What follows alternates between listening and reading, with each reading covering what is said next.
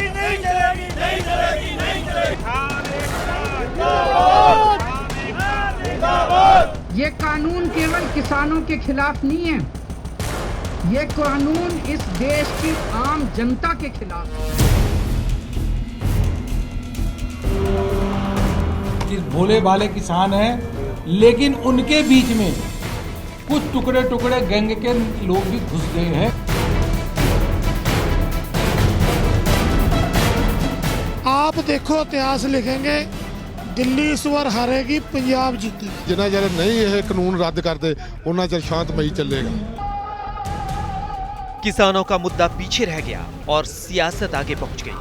एक वाक्य में समझें तो सियासतदानों ने किसानों के व्रत की व्याख्या से पहले सियासी शब्दकोश खोला और खोज खोज कर शब्दों को पढ़ा गया। पहले शब्दकोश की बात, फिर उसका संपूर्ण अर्थ।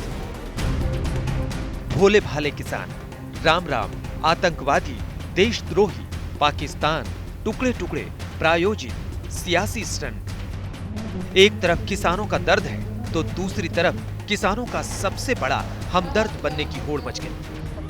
सियासी दलों में पक्ष विपक्ष में बयानबाजी का चैंपियन बनने की रेस शुरू हुई। किसानों के कष्ट और किसानों के अनशन को लेकर सियासी दलों में महाभारत शुरू हो गई। सियासी स्टेज पर सबसे पहले वो तस्वीर जो चर्चा में रही, उपवास किसानों का था, लेकिन आम आदमी पार्टी फुल सपोर्ट में आई। कह रहे हैं कि ये आतंकवादी हैं, किसान आतंकवादी हैं। कह रहे हैं कि किसान देशद्रोही हैं।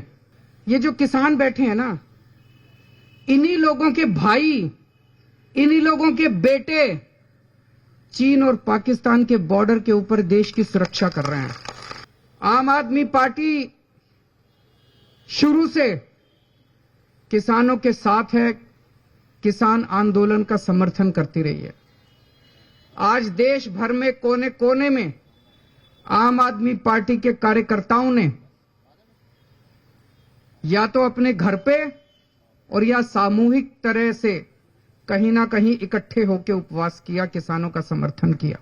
आज आम आदमी पार्टी केंद्र सरकार से मांग करती है कि तुरंत इन तीनों कानूनों को खारिज किया जाए और जो किसानों की मांगे हैं वो पूरी की जाए और एमएसपी गारंटी देने वाला कानून इस देश के अंदर लाया जाए।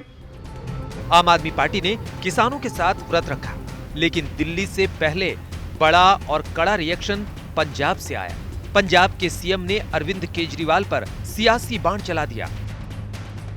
क्या आप में शर्म बची है?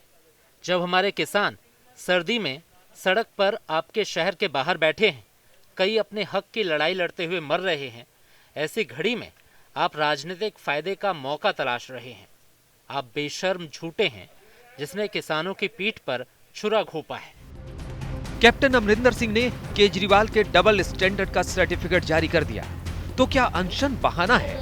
मकसद सिर्फ पंजाब में सियासी जमीन निशाना है? सवाल नहीं उठाया जा रहा, वो डाइवर्ट करने की कोशिश हो रही है। केंद्र सरकार आज कह दे कि राज्य सरकार कानून पास कर सकती है, राज्य सरकार पास कर देगी। जब कानून केंद्र सरकार का है तो राज्य सरकार इसमें कुछ कर ही नहीं सकती है, कोई नहीं कर सकती, कोई सरकार नहीं कर सकती, क्योंकि केंद्र सरकार का कानून है और इसीलिए लड़ाई केंद्र सरकार से हो रही है। आम आदमी पार्टी पहले दिन से किसानों के आंदोलन के समर्थन में है। हमने दिल्ली के अंदर जो है स्टेडियम को जेल बनने से रोका। लड़ाई आम आदमी पार्टी बनाम कांग्रेस शुरू हो गई। बीजेपी ने राहत की सांस ली और किसान आंदोलन की पुरानी स्क्रिप्ट टीवी पर बिना किसी सुधार के कॉपी पेस्ट कर दी गई। भोले भाले किसान हैं, लेकिन उनके बीच में कुछ टुकड़े टुकड़े गैंग के लोग भी घुस गए हैं और मीडिया भी देख रही है। किसान भोले भाले हैं, लेकिन कुछ लोग उसमें शामिल हो गए हैं। जब उनके ध्यान में भी आता है कि सरकार सही बात कह रही है, अब तो हमारी बात सरकार मान रही है, हमने उसको मान लेना चाहिए। ऐसे समय ऐसे तत्व उनके ऊपर दबाव बनाते हैं कि आप सरकार के साथ शामिल हो गए, आप तो सरकारी बन गए, आपने तो सरकार से हाथ मिला लिया। और ऐसे समय वो ऐसे कई लोग हिम्मत नहीं कर पाते। तो कुल मिलाकर हमारा प्रॉब्लम ये बिल्कुल किसान नहीं है, हमारा प्रॉब्लम वो तत्व है। पुलिस प्रशासन को साफ कहा है, जब हम किसान भाइयों से मिलें तो हमारा संबोधन राम राम होना चाहिए, और जब सुरक्षा के साथ सेंध लगाने वाले कोई भी ऐसा दुराचारी अपराधी बहन बेटियों की सुरक्षा के साथ सेंध लगे तो उसकी राम नाम सत्य है कि यात्रा भी निकलनी चाहिए। योगी ने किसानों को राम राम कहा और एडीजी लॉ ऑर्डर को काम पर लगा दिया।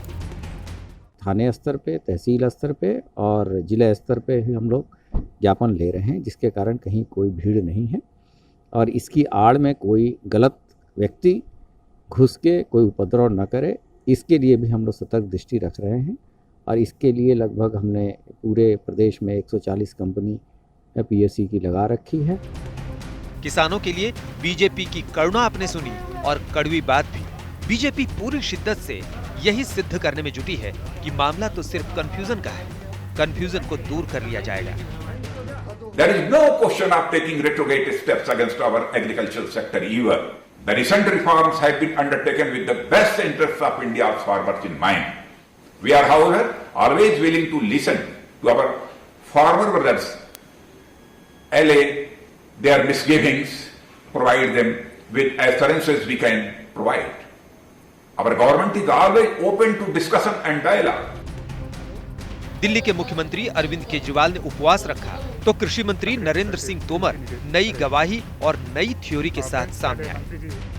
महाराष्ट्र से, बिहार से और सभी लोगों ने पत्र देकर कृषि सुधार बिलों का समर्थन किया है और उन्होंने कहा है कि लंबे समय से इस प्रकार के बिल आए और किसान को स्वतंत्रता मिले, इसके लिए हम संघर्ष कर रहे थे।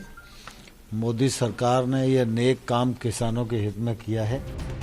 नरेंद्र सिंह तोमर ने बताया कि जो बात बीजेपी गाजे बाजे के साथ कई दिनों से बता रही थी, अब उसी दावे पर कुछ किसानों ने मुहर लगा दी है। साथ में ये भी कहा कि किसानों के लिए बातचीत का द्वार खुला हुआ है, लेकिन शर्त और ऑफर यही है कि पहले किसान कंफ्यूजन दूर करें, फिर समाधान निकलेगा।